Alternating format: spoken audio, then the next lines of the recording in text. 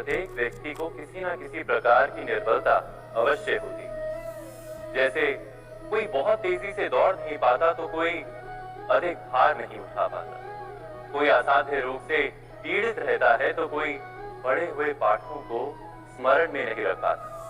ऐसे अनेकों उदाहरण और भी हैं। क्या आप किसी ऐसे व्यक्ति को जानते हैं जिसे सब कुछ प्राप्त हो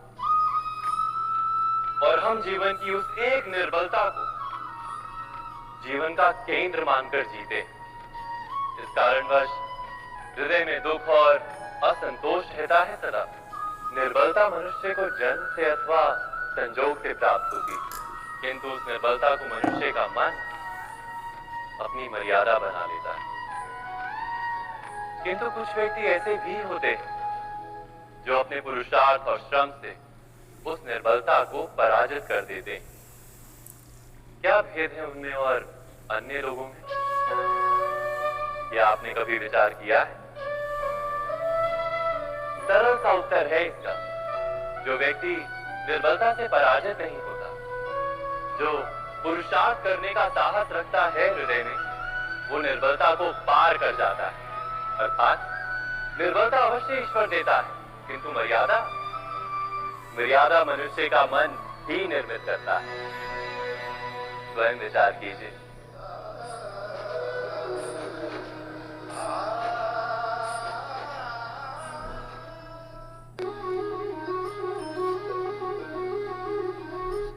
भविष्य का दूसरा नाम है संघर्ष। हृदय में आज इच्छा होती है और यदि पूर्ण नहीं हो पाती तो हृदय भविष्य की योजना बनाता है। भविष्य में इच्छा पूर्ण होगी ऐसी कल्पना करता रहता है, किंतु जीवन छुप कर प्राप्त किया। बालपन में चलना सीखा तो इस धरा पर छुप कर, गिर कर। बड़ों का आशीष लिया तो झुक कर। किसान को फसल काटने के लिए झुकना पड़ता, कुएं से पानी निकालने के लिए पात्र को झुकना पड़ता है। भगवान से आशीर्वाद प्राप्त करने के लिए उनके समक्ष झुकना पड़ता है। आंधियों में वृक्ष सुरक्षित कैसे रहते? झुक कर। सम्मान कैसे पाया जाता है? झुक कर। किसी के समक्ष झुकने का अर्थ स्वयं का आत्मसम्मान खो देना नहीं, उसका अर्थ होता है विनम्र। हम मनुष्य हैं और इस आकाश की ऊंचाइयों तक पहुंचने के लिए हमें किसी पक्षी की भांति पंखों की आवश्यकता नहीं। बस जितना झुकेंगे उतना ही ऊपर उठेंगे।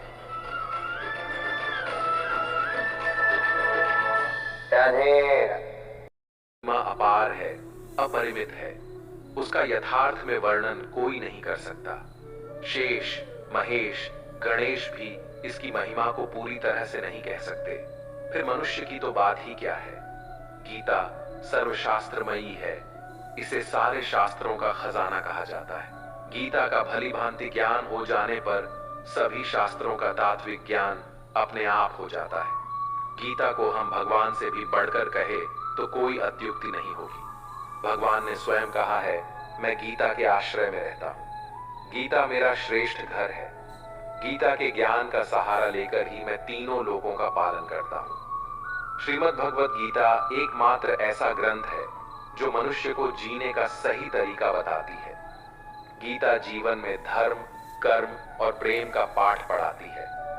श्रीमद् भगवत गीता का ज्ञान मानव जीवन और जीवन के बाद का जीवन दोनों के लिए उपयोगी माना गया है। भगवत गीता में कुल 18 अध्याय और 700 श्लोक है, जिसे सभी के लिए पढ़ पाना थोड़ा मुश्किल है। इंसान को सच बोलने के लिए मजबूर कर देते हैं। किसी से ज्यादा उम्मीद मत करना, क्योंकि जितना ज्यादा लगाव होता है उतना गहरा घाव होता है। शीशा और रिश्ता दोनों नाजुक होते हैं, पर दोनों में अंतर सिर्फ यही है कि शीशा गलती से टूट जाता है और रिश्ता गलतफहमी से। जहाँ गलती ना हो वहाँ झुको मत, और जहाँ इज्जत ना हो वहाँ रुको मत। अकेले चलना सीख लो, क्योंकि सहारा कितना भी सच्चा हो, एक दिन औकात दिखा ही देता है। जीवन में आधे दुख तो गलत लोगों से उम्मीद रखने पर ही होते हैं, इसलिए उम्मीद केवल खुद से करें। अंधेरे में तो अपनी परछाई भी साथ छोड़ देती है, तो ऐसे में पराये लोग साथ क्या देंगे। इंतज़ार करने वाले को उतना ही मिलता है जितना कि कोशिश करने वाले छोड़ देते हैं। जब आप खुद को तलाशते हैं तब दुनिया आपको तलाशती है। जीने का बस एक अंदाज रखो, जो तुम्हें ना समझे उसे नज़रअंदाज रखो। किसी ने सच ही कहा है कि वो इंसान आपका मूल कभी नहीं समझ पाएगा जिसके लिए आप हमेशा हाजिर रहते हो। जो मेरे दिल को भाते हैं और उससे भी बहुत कम है जो मुझे समझ पाते हैं। अकेले रहने पर आप इतना दुखी नहीं होंगे जितना आप गलत इंसान के साथ रहने पर हो सकते हैं। जिस परिवार का मुखिया ही अन्याय पर भीष्म पितामह की तरह मौन रहे, तो उस परिवार में महाभारत का सृजन तय है। जब जब हम चुप रहकर सब बर्दाश्त कर लेते हैं, तब तो दुनिया को अच्छे लगते हैं, पर एक आध बार भी सच्ची हकीकत बयान कर दो तो सबसे बुरे लगने लगते हैं। अहंकार चाहे किसी भी चीज का हो, सर्वनाश करके ही छोड़ता है। जिंदगी के मेले में चेहरे तो लाखों आने वाले हैं, शाम होते ही लौट जाने वाले हैं, थाम लेंगे, छोड़ देंगे। ऐसे ही जमाने वाले हैं, तो सुंदर मजबूत इंसान बनने के लिए अपने कुम्हार ईश्वर पर भरोसा रखिए, वो हमें टूटने नहीं देगा। देश में राजा, समाज में गुरु, परिवार में पिता, घर में स्त्री, ये कभी साधारण नहीं होते, क्योंकि निर्माण और प्रलय दोनों इन्हीं के हाथ में होता है। सुंदरता सस्ती है, चरित्र महंगा है, घड़ी सस्ती है, समय महंगा है, शरीर सस्ता है, जीवन महंगा है, रिश्ता सस्ता है, लेकिन निभाना महंगा है। जिंदगी में मुसीबतें चाय के कप में जमी मलाई की तरह है, और कामयाब वो लोग हैं जिन्हें भूख मारकर मलाई को हटाकर चाय पीना आता है। जिंदगी में इम्तिहान बहुत होंगे, आज जो आगे हैं कल तेरे पीछे होंगे। तलाश दिल को सिर्फ सुकून की होती है, नाम रिश्ते का चाहे कुछ भी। सिर्फ मरी हुई मछली को ही पानी का बहाव चलाती है। जिस मछली में जान होती है वो अपना रास्ता खुद तय करती है। कर्मों का बही खाता भी दुरुस्त रखिए जनाब, एक दिन इसका भी मार्च आएगा, लेकिन फिर अप्रैल नहीं आएगा। शब्दों को कोई स्पर्श नहीं कर सकता, पर शब्द सबको स्पर्श कर जाते हैं। ईश्वर हर इंसान से बहुत प्यार करता है और उसकी अंतरात्मा पर बार बार दस्तक देता है, उसकी आत्मा को जागृत करने के लिए।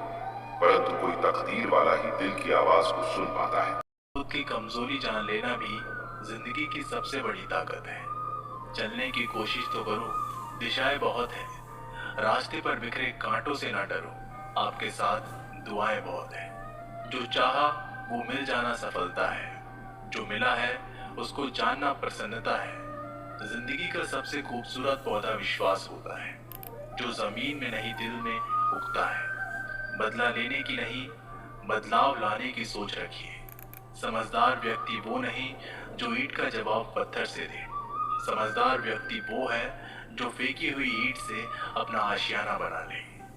जब आप ऊंचाइयों की सीढ़ी चढ़ रहे हो तो पीछे छोटे लोगों से बहुत अच्छा व्यवहार करें, क्योंकि उतरते समय भी वे सभी रास्ते में आपको फिर मिलेंगे। बदल जाती है हर चीज इस संसार में, बस थोड़ा इंतजार करो, किसी का दिल बदलेगा तो किसी के दिन बदलेंगे। ईश्वर कहते हैं तुम किसी का कुछ मत बिगाड़ना, मैं तुम्हारा कुछ बिगड़ने नहीं दूंगा। जीवन में अगर खुश रहना है तो स्वयं को एक शांत सरोवर की तरह बनाए, जिसमें कोई विचार कीजिए, सारे सुखों का आधार धर्म है, और वो धर्म मनुष्य के हृदय में बसता है। तो प्रत्येक निर्णय से पूर्व स्वयं अपने हृदय से प्रश्न अवश्य पूछ लेना कि ये निर्णय स्वार्थ से जन्मा है या धर्म से। क्या इतना पर्याप्त नहीं?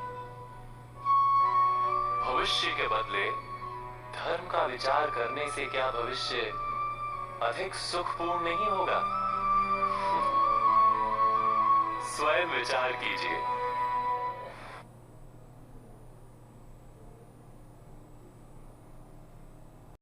तो वही चीजें आपके जीवन में वापस आती है। यही प्रकृति का नियम है। टूटी हुई चीजें सबसे ज्यादा तकलीफ देती है, जैसे भरोसा, दिल, नींद और सबसे उम्मीद। इच्छा पूरी नहीं होती तो क्रोध बढ़ता है और पूरी हो जाती है तो लोभ बढ़ता है। इसलिए जीवन में हर परिस्थिति में धैर्य बनाए